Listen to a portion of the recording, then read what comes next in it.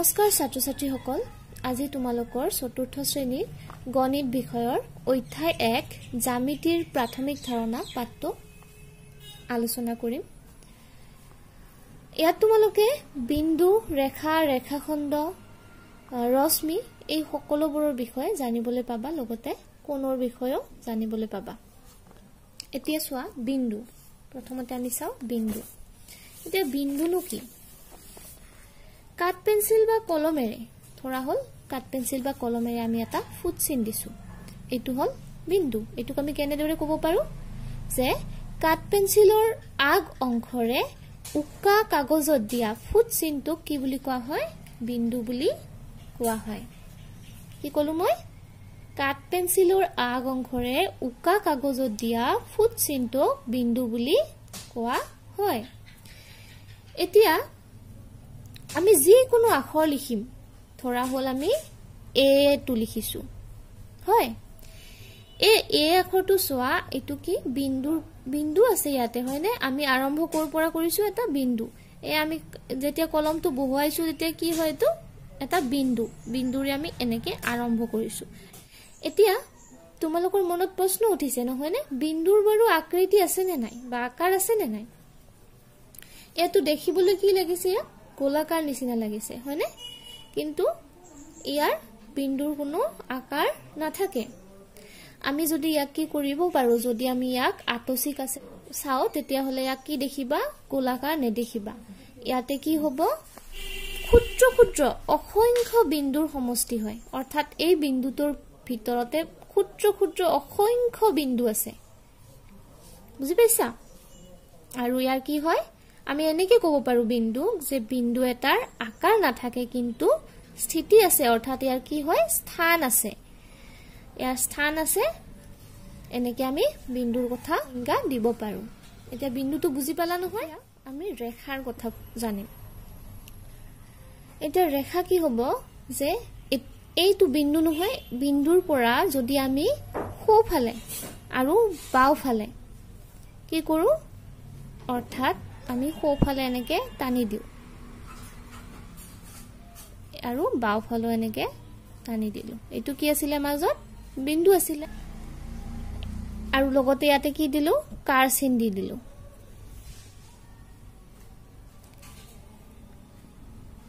এইটো কি বুজাব এতিয়া? ৰেখা।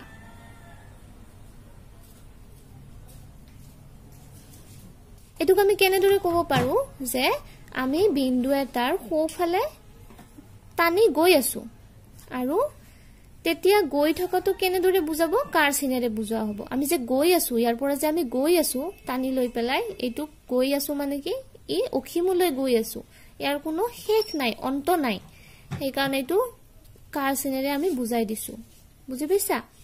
আৰু বাওঁফালৰে পৰা আমি সেই একে আমি এনেকে বাওঁফালৰেও গৈ আছো, আৰু ইয়াতো আমি কাৰ চিন দিছো, অৰ্থাৎ ইয়াৰ শেষ নাই, আমি গৈয়ে আছো। আমি যে চিত্ৰটো পালো নহয়, সেইটো হৈছে ৰেখা। এইটো কি হয়? ৰেখা। গতিকে আমি ইয়াৰ পৰা কি ক'ব পাৰো যে ৰেখাই দিশ সলনি নকৰাকৈ গৈ থাকে। ইয়াৰ কোনো দিশ সলনি কৰা নাই, চিধা চিধি গৈ আছে, ইফালেও চিধাকে গৈছে, ইফালেও চিধাকে গৈ থাকে। আৰু ইয়াক আমি কি বুলি কওঁ? ৰেখা বুলি কওঁ। কিন্তু ইয়াৰ দুটা ধৰণ আছে, ৰেখাৰ দুটা ধৰণ আছে। এটা হৈছে সৰল ৰেখা, 1 নম্বৰ সৰল ৰেখা,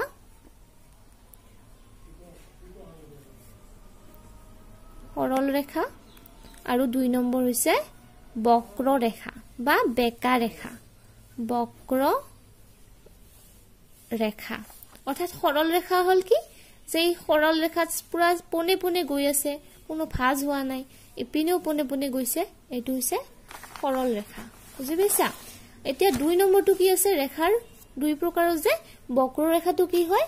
বক্ৰ, অৰ্থাৎ এইটো বিন্দুৰ পৰা আমি আৰম্ভ কৰিছো, গৈ আছো এনেকে বেকা বেকিকে গৈ আছো। এইবাৰ এইটো বক্ৰ ৰেখা। ইপিনেও আমাৰ অসীমলৈ গৈ আছে, মানে ইয়াৰ অন্ত নাই, ইপিনেও গৈ আছে, এইটো হৈছে বক্ৰ ৰেখা। এই কাৰ চিনটো দিব নাপাহৰিবা, কাৰণ এইটো অৰ্থাৎ গৈ থকা বুজায়, ইয়াৰ কোনো অন্ত নাই, গৈ আছে। এইটো বক্ৰ ৰেখা বুলি কোৱা হয় কাৰণ এটো কি হয় বেকা আৰু এটো হৈছে সৰল ৰেখা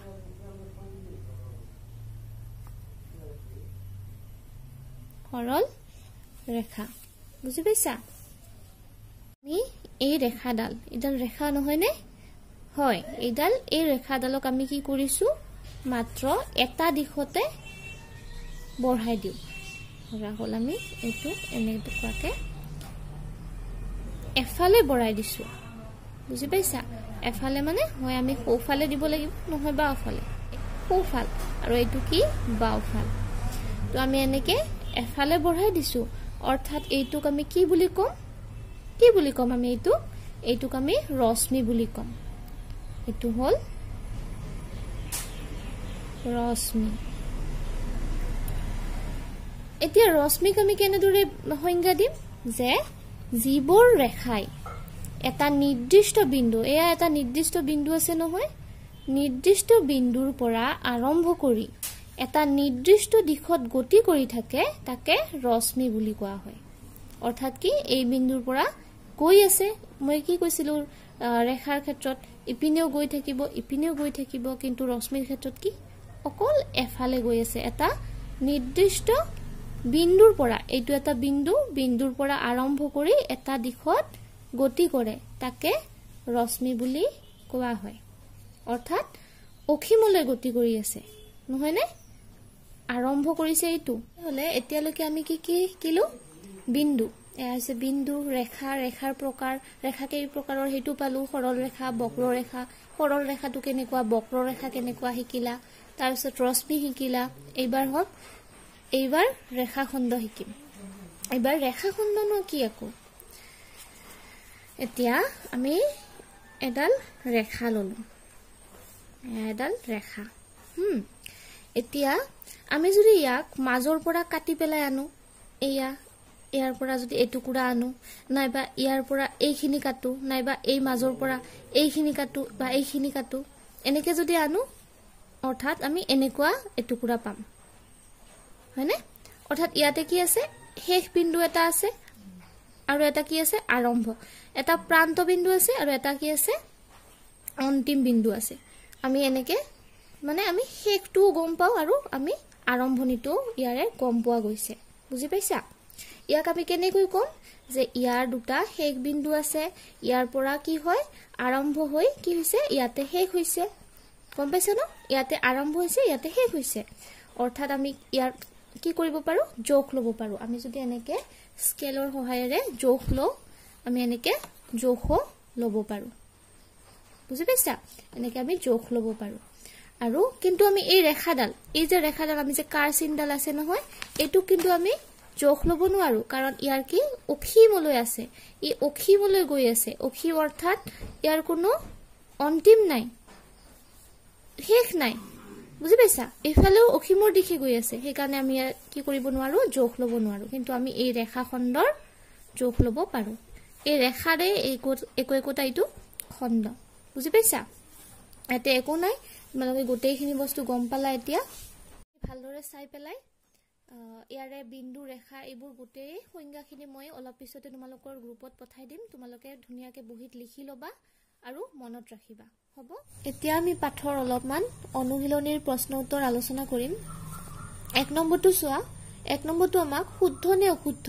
নিৰ্ণয় কৰিব দিছে ইয়াৰে ক নম্বৰটো চোৱা বিন্দুৰ স্থিতি আছে কিন্তু আকাৰ নাই এটো শুদ্ধ নে অশুদ্ধ হ'ব বাৰু আমি বিন্দুতে পঢ়িছিলো হয়নে বিন্দুৰ স্থিতি আছে কিন্তু আকাৰ নাই আমি দেখিব পাৰো বিন্দুক আমি এনেকে গোলাকাৰ নিচিনা লাগে কিন্তু বিন্দুৰ কোনো আকাৰ নাথাকে সেইকাৰণে এই উক্তিটো শুদ্ধ খ নম্বৰটো চোৱা সৰল ৰেখা এডাল পোন ৰেখা আৰু দুয়োপিনে দিশ সলনি নকৰাকৈ বিস্তাৰিত হৈ থাকে আমি সৰল ৰেখাটোৰ সূত্ৰতে পাইছিলো হয়নে যিবোৰ ৰেখাই পোনে পোনে দিশ সলনি নকৰাকৈ গতি কৰে তাক কি বলে সৰল ৰেখা বলে অৰ্থাৎ দিশ সলনি নকৰে ইপিনেও যাই থাকিব ইপিনেও গৈ থাকিব দিশ সলনি নকৰে এটো সৰল ৰেখা বুলি কোৱা হয় এটো উক্তিটো কি হ'ব এতিয়া শুদ্ধ ঘ নম্বৰটো চোৱা মেজ এখনৰ উপৰিভাগ এখন সমতল এই বহিখনে ধৰি লোৱা এইখন সমতল আমি সমান হয় কাৰণে আমাক এনেকে লিখিব পাৰিছো যদি ইয়াতে অখৰা মুখৰা এনেকে থাকিলে হয় তেতিয়া হলে আমি কি হল লিখিব নোৱাৰিলো হয় সেইকাৰণে এইটো উক্তিটো কি হ'ব এতিয়া শুদ্ধ নে শুদ্ধ হ'ব মেজেখনৰ উপৰিভাগ এখন সমতল অৰ্থাৎ এইটো শুদ্ধ খ নম্বৰটো চোৱা দুডাল সমান্তৰাল ৰেখাই কটাকটি কৰে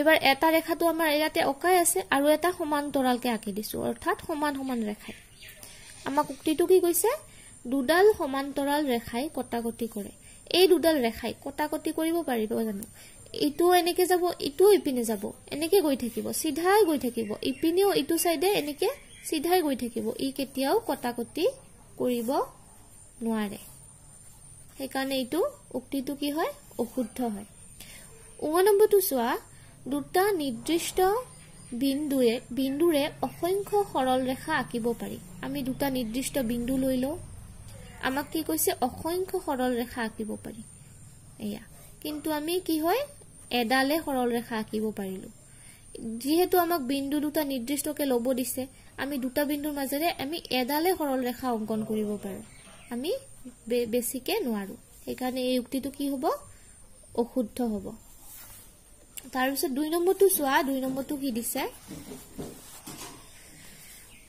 2 নম্বৰটো ক নম্বৰটো চোৱা এটা বিন্দুৰে যোৱাকৈ ডেশ সৰল ৰেখা আঁকিব পাৰি এটা আমি এতেকে বিন্দু লও এটা বিন্দুৰে যোৱাকৈ কি কৈছে আমাক ডেশ সৰল ৰেখা আমি এনেকে এডাল ৰেখা আঁকি দিলু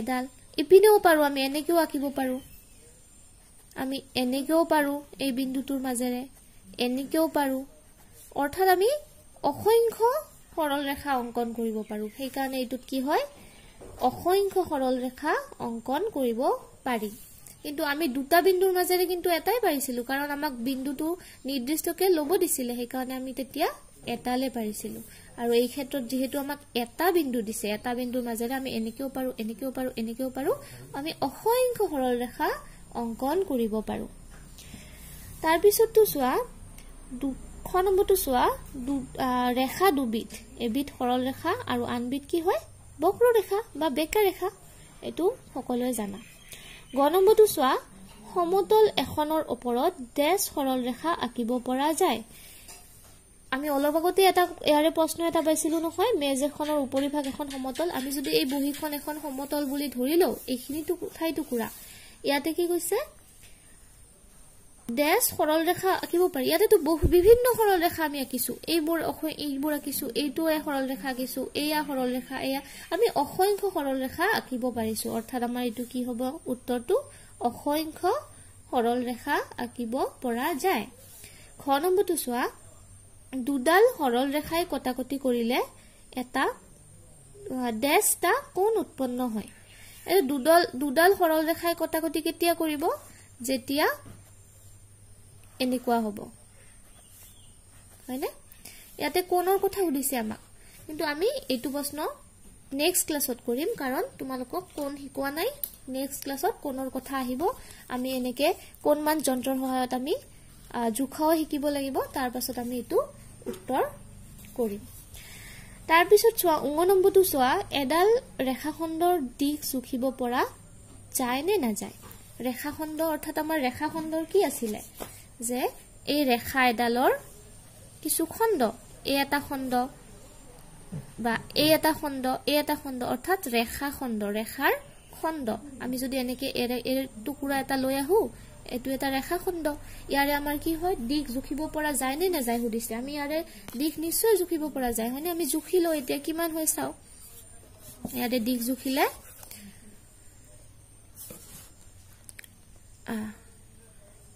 3 সেন্টিমিটাৰে হয় মানে 3 সেন্টিমিটাৰ ইয়াৰে হয়